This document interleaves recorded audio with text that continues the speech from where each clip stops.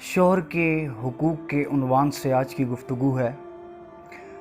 ناظرین، قرآن مجید میں سورہ نساء کے اندر اللہ رب العزت ارشاد فرماتے ہیں، الرجال قوامون علی النساء بما فضل اللہ بعضهم علی بعض وبما انفقوا من اموالهم فالصالحات قانتات حافظات للغیب وبما حفظ اللہ۔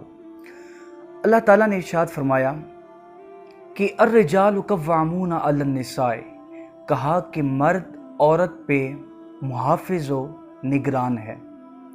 وبما فضل اللہ بعضهم علی بعض، اس لیے کہ اللہ تعالیٰ نے مردوں کو فضیلت دی ہے عورتوں پر، وَبِمَا أَنفَقُوا مِنْ أَمْوَالِهِمْ، اور اس لیے کہ مرد اپنے مالوں میں سے، اپنے مال میں سے خرچ کرتے ہیں، یعنی اپنی بیویوں کے ضروریات کو پورا کرنے کے لیے، ان کے آرام کے لیے خرچ کرتے ہیں۔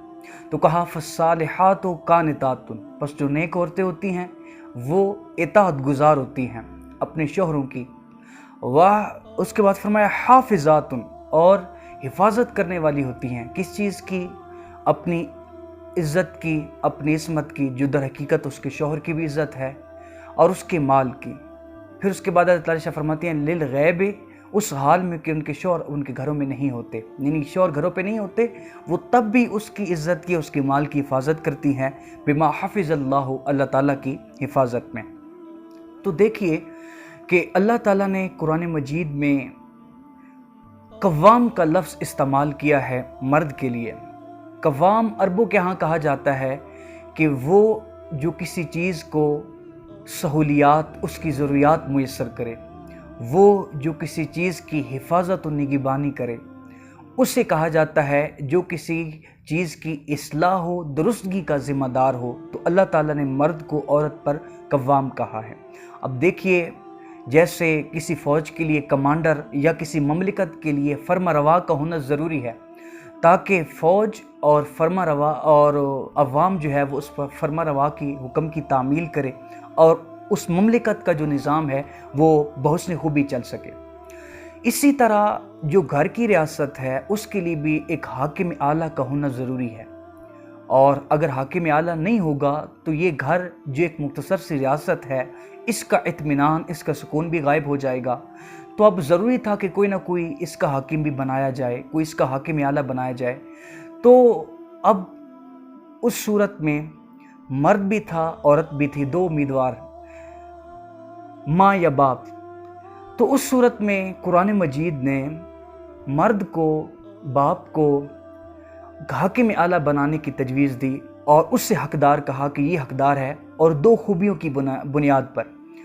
پہلی خوبی اس کی تھی وہبی، اور دوسری ہے کسبی، اور قرآن مجید میں اس کو بیان کر دیا گیا ہے، وجہ بتائی ہے کہ مرد کو حاکم کیوں بنایا، مرد کو حاکم اعلیٰ کیوں بنایا گیا گھر کا، اور عورت پر فضیلت کیوں دی گئی۔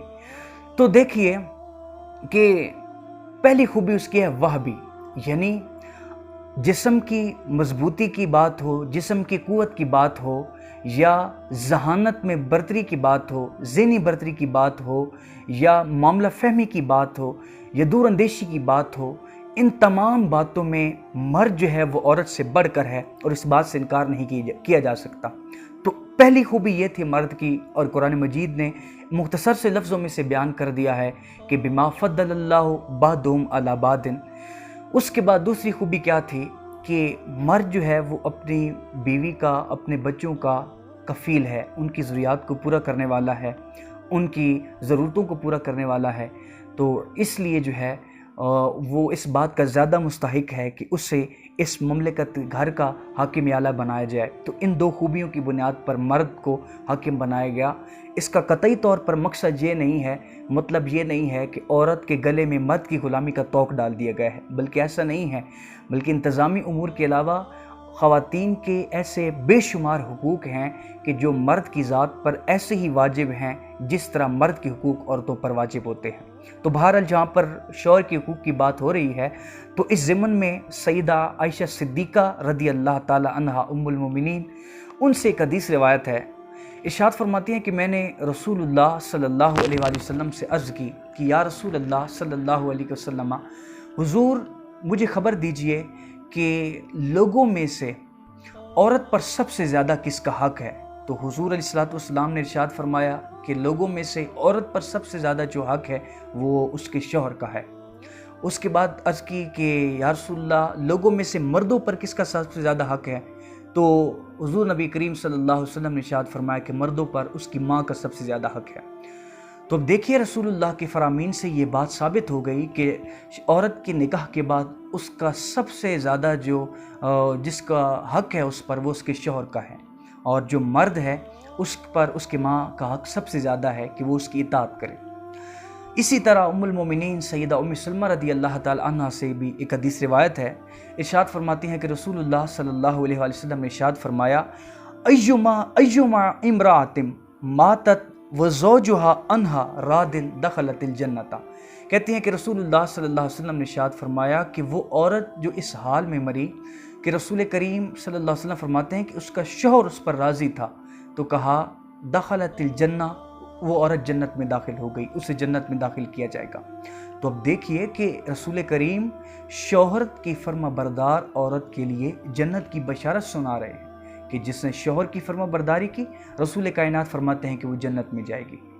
इसी तरह देखिए कि रसूल करीम सल्लल्लाहु अलैहि वसल्लम की यह हदीस भी है। हुजूर इरशाद फरमाते हैं कि मैंने जहन्नम में झांक कर देखा तो उसमें औरतों की तादाद बड़ी कसरत के साथ थी। तो औरतें अर्ज़ करने लगी या रसूलल्लाह वो किस वजह से, उसकी क्या वजह थी, औरतों की इतनी कसरत क्यों थी। तो रसूल कायनात फरमाते हैं उसकी दो वजह थी। एक तो औरतें बहुत कसरत के साथ लानत करती हैं, यानी लान तान करती हैं, और दूसरी बात हुजूर ने इरशाद फरमाई कि वो अपने शौहर की नाशुक्री भी करते हैं, और इन दो बातों की वजह से ख़वातीन ज़्यादा जहन्नम में जाएंगी।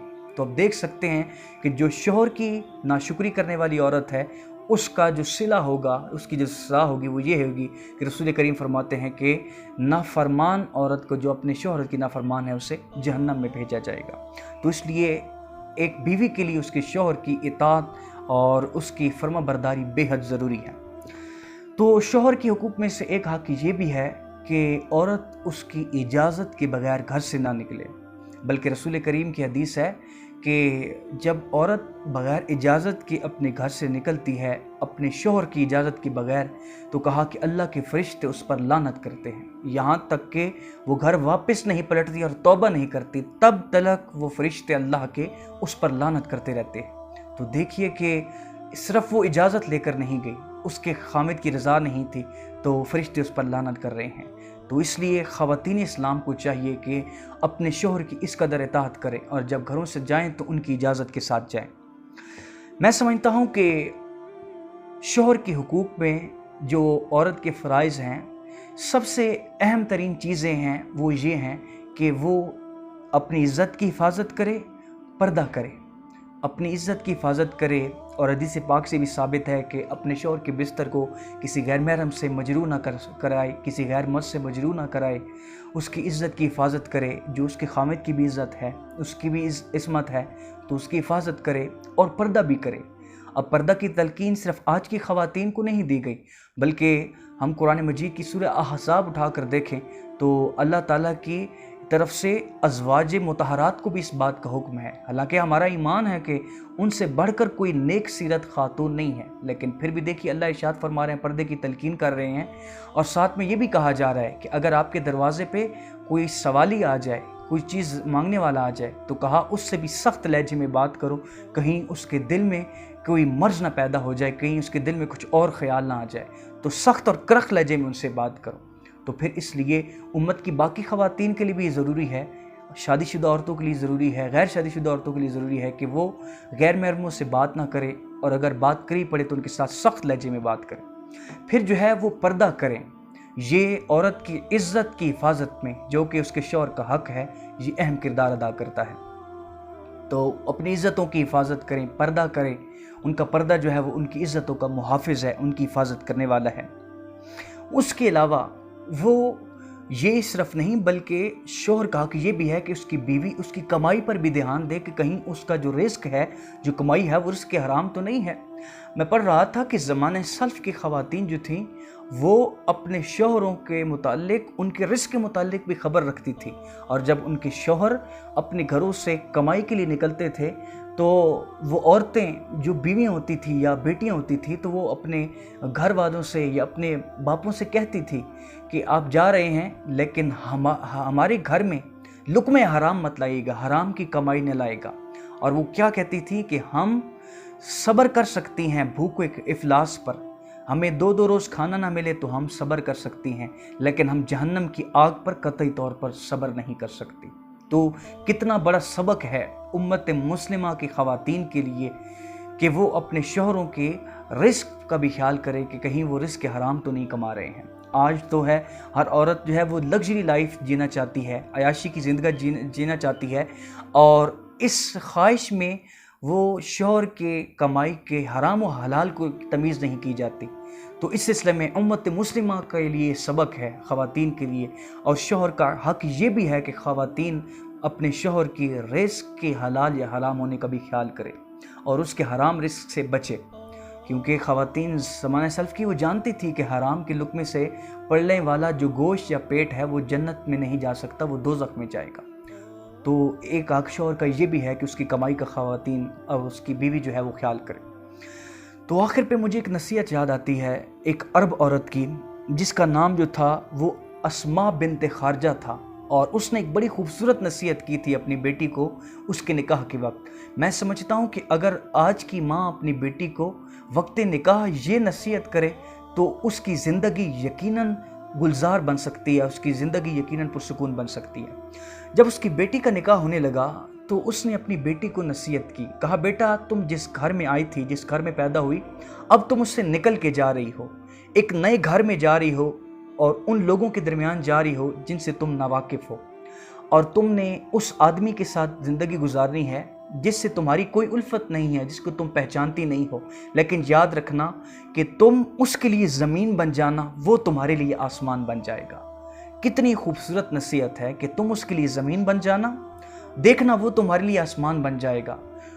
تو پھر اس نے کہا کہ تم اس کے لیے باعث آرام بن جانا، وہ تمہارے لیے باعث آرام بن جائے گا۔ تم اس کے لیے باعث آرام بنو، وہ تمہارے لیے باعث آرام بن جائے گا۔ اس کے بعد اس کی ماں نے اس کے خوبصورت نصیحت اور کی، کہا کہ تم اس کی لونڈی بن جانا، وہ تمہارا غلام بن جائے گا۔ کتنے خوبصورت الفاظ ہیں، گولڈن ورڈز ہیں کہ تم اس کے لیے لونڈی بن جاؤ، وہ تمہارے لیے غلام بن جائے گا۔ ایک کمپرومائز کی صورت جو ہے بتائی جا رہی ہے، ایک گھر کو جوڑنے والی، 2 لوگوں کو جوڑنے والی بات کی جا رہی ہے۔ پھر اس نے نصیحت کی کہ تم اس کے آرام کا خیال کرنا، اس کی خوشی کا خیال کرنا، اور اس کے ناک، اس کے کان اور اس کی آنکھوں کا لحاظ رکھنا۔ کس طرح؟ تو وہ عورت اپنی بیٹی کو نصیحت کرتی ہے کہ اس کا ناک سوائے خوشبو کے تم سے کچھ اور نہ سونگے۔ پھر کہا کہ اس کے کان تم سے سوائے خیر کی بات کے کچھ اور نہ سنیں، اور اس کی آنکھیں تمہارے اندر خوبصورتی کے علاوہ کچھ نہ دیکھیں، چاہے وہ کردار کی خوبصورتی ہو یا حسن کی خوبصورتی ہو۔ تو میں سمجھتا ہوں کہ یہ نصیحت اگر آج کی ماں اپنی عورت کو، اپنی بچی کو کرے، بیٹی کو کرے، تو یقیناً ہماری بہنوں بیٹیوں کی زندگی جو ہیں وہ خوشحال ہو سکتی ہیں، اور یہی وہ بنیادی حقوق ہیں جو اسلام بھی خواتین کو ان کے شوہروں کے حوالے سے دیتا ہے۔ تو یہ حقوق ہماری خواتین کو، ہماری بہنوں بیٹی کو اپنے ملحوظ خاطر رکھنی چاہیے تاکہ ان کی زندگیاں پرسکون گزرے۔ اور اسی دعا کے ساتھ میں اجازت چاہوں گا، اللہ تعالیٰ ہماری بیٹی اور بہنوں کو جو ہے وہ اطمینان و سکون کی زندگی دے اور انہیں اسلام کی راہوں کا مسافر بنائے۔